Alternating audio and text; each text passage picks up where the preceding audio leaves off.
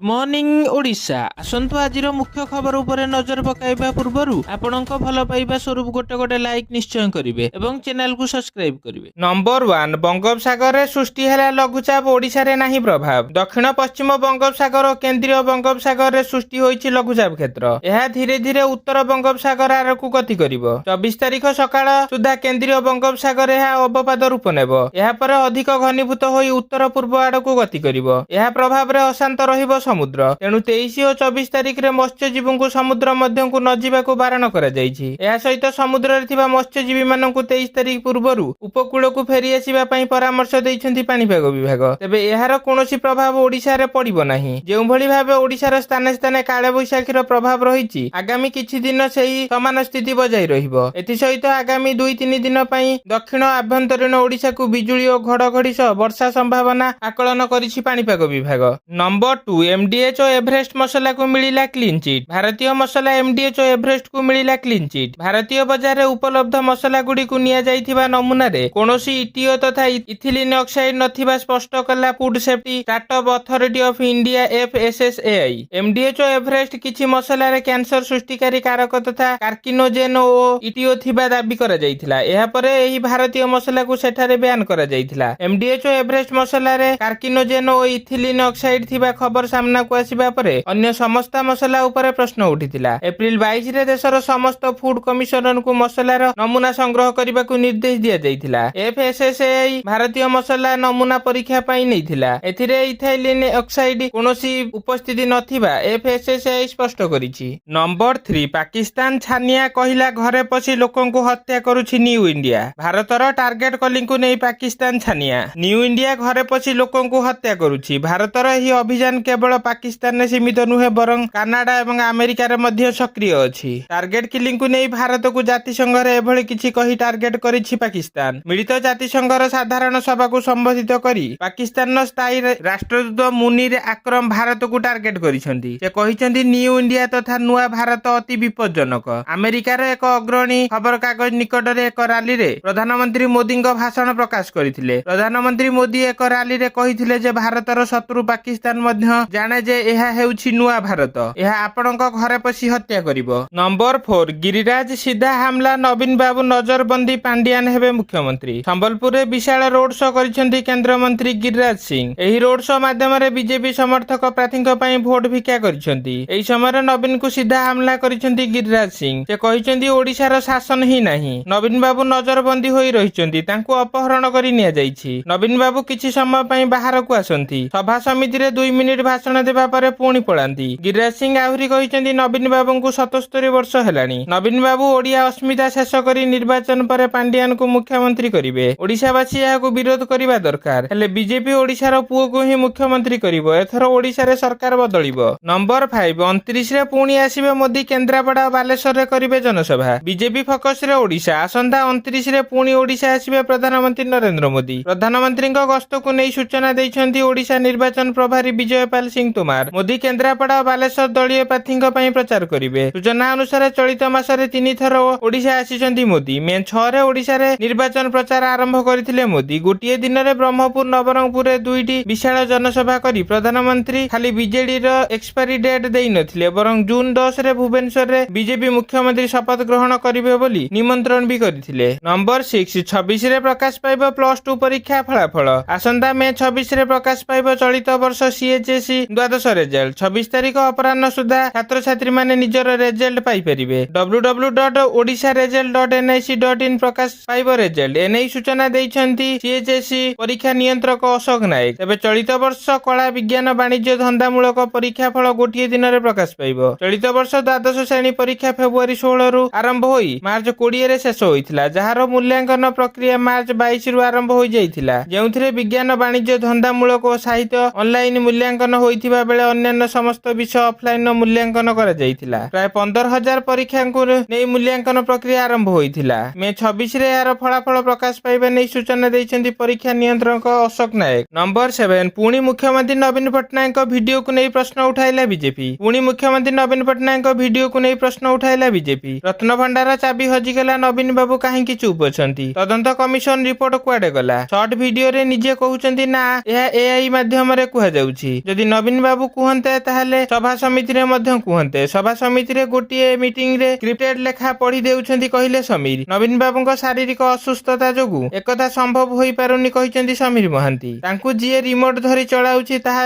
ସମସ୍ତେ ଜାଣି ସାରିଲେଣି। ଧାନରେ ଏମଏସପି ନେଇ କାହିଁକି ନୀରବ ମୁଖ୍ୟମନ୍ତ୍ରୀ ବୋଲି ପ୍ରଶ୍ନ କଲେ ବିଜେପି ନେତା ସମୀର ମହାନ୍ତି। ନମ୍ବର 8 ବିଜେପି ଓ କଂଗ୍ରେସକୁ କଡା ଚେତାବନୀ ଦେଲେ ନିର୍ବାଚନ କମିଶନର। ଦେଶରେ 5ଟି ପର୍ଯ୍ୟାୟରେ ମତଦାନ ଶେଷ ହୋଇଯିବା ପରେ ନିର୍ବାଚନ କମିଶନର ବିବାଦୀୟ ଭାଷଣକୁ ନେଇ ଅସନ୍ତୋଷ ପ୍ରକାଶ କରିଛନ୍ତି। କ୍ଷମତାସୀନ ବିଜେପି ଓ ଦେଶର ପ୍ରମୁଖ ବିରୋଧୀ କଂଗ୍ରେସକୁ କମିଶନର କଡା ଚେତାବନୀ ଦେଇଛନ୍ତି। ବିଜେପି ରାହୁଲ ଗାନ୍ଧୀଙ୍କ ବିରୋଧରେ ଓ କଂଗ୍ରେସ ପ୍ରଧାନମନ୍ତ୍ରୀଙ୍କ ମୋଦିଙ୍କ ବିରୋଧରେ ଏକାଧିକ ଅଭିଯୋଗ କମିଶନର କରିଥିଲେ। ଏହାପରେ କମିଶନରଙ୍କ ନୋଟିସକୁ ସାମ୍ନାକୁ ଆସିଛି। ଏହାପରେ ନିର୍ବାଚନ କମିଶନର ବିଜେପି ଅଧ୍ୟକ୍ଷ ଜେପି ନଡ୍ଡା ଓ କଂଗ୍ରେସ ଅଧ୍ୟକ୍ଷ ମଲ୍ଲିକାର୍ଜୁନ ଖଡଗେଙ୍କୁ ନୋଟିସ କରି ସେମାନଙ୍କର ଷ୍ଟାର ପ୍ରଚାରକଙ୍କୁ ସୀମା ଭିତରେ ରହିବାକୁ କହିଛନ୍ତି। ଦେଶର ସାମାଜିକ ଓ ସାଂସ୍କୃତିକ ପରମ୍ପରା ନିର୍ବାଚନ ଯୋଗୁଁ ଆଘାତ ପ୍ରାପ୍ତ ହେବା କଥା ନୁହେଁ ବୋଲି କମିଶନର ମତ ଦେଇଛନ୍ତି। ନମ୍ବର 9 ନୟାଗଡ଼ରୁ ପାଣ୍ଡିଆନଙ୍କ ତେର୍ଛା ବାଣ ବିରୋଧୀ କେବେ ହେଲେ ବିକାଶ ଚାହାନ୍ତି ନାହିଁ। 5 ବର୍ଷ ଥରେ ସୁଯୋଗ ଆସିଛି ମୁଖ୍ୟମନ୍ତ୍ରୀଙ୍କୁ ଆଶୀର୍ବାଦ କରିବା ପାଇଁ। ଶଙ୍ଖ ଚିହ୍ନରେ ଉଭୟ ସାଂସଦ ଓ ବିଧାୟକ ପ୍ରାର୍ଥୀଙ୍କୁ ବିପୁଳ ସଂଖ୍ୟାରେ ଭୋଟ ଦେବାରୁ ପୁରୀ ଲୋକସଭା କ୍ଷେତ୍ର ନୟାଗଡ଼ରୁ ନିବେଦନ କଲେ ପାଣ୍ଡିଆନ। ଅଲଗା ଲୋକସଭା ସାଂସଦ ହେଲେ ବିକାଶ ରଥ ଅଟକିଯିବ।